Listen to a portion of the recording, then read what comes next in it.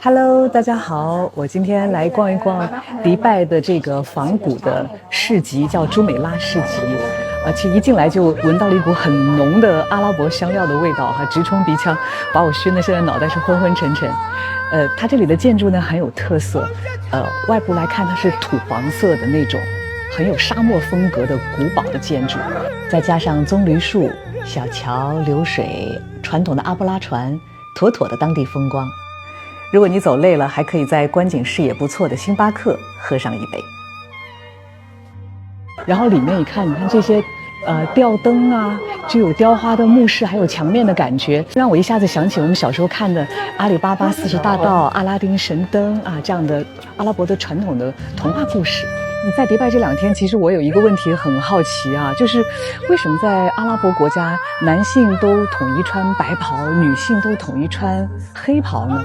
如果说这个白色很适合沙漠气候，因为反光、抗晒容易让人感觉到凉快，那为什么女性又不穿白袍呢？穿黑袍的女性为什么有的遮面，有的又不遮面呢？我看资料显示，根据他们的宗教信仰，黑色遮面就是低调遮盖羞体的意思，不能显眼。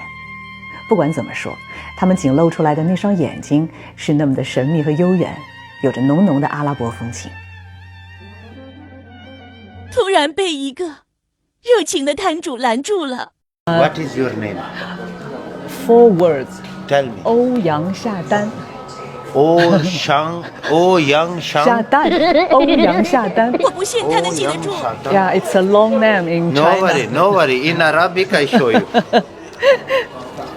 欧阳 So you can make the necklace. Yes, with your How name. much? 100 dirham.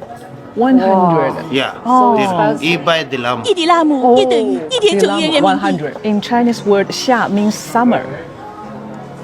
Peony. And Dan is the name of a flower. Yes. Yes.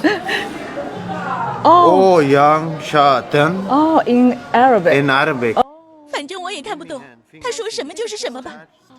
不能再聊了，再聊我的200块人民币就没了。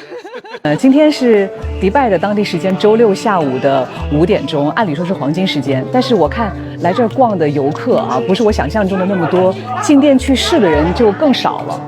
看来互联网线上销售和直播带货的确是给实体店带来了很大的冲击啊。逛了1个下午看了那么多漂亮的长袍，还有布灵布灵的那么精美的工艺品，这当中很多都是来自我们中国的义乌和广州小商品批发市场的，而这些工厂的小老板们绝大部分呢都有自己的网店和直播间，会说英文，还有的甚至会说阿拉伯语。像上一条视频里面我们在迪拜商场偶遇的那3个从浙江永康来的小老板们他们就凭着英文就敢杀进伊朗和伊拉克去做生意了。所以我觉得在这样一个时代，只要你能顺应潮流，能实现和全球的互联互通，人活络了，企业自然也就火了。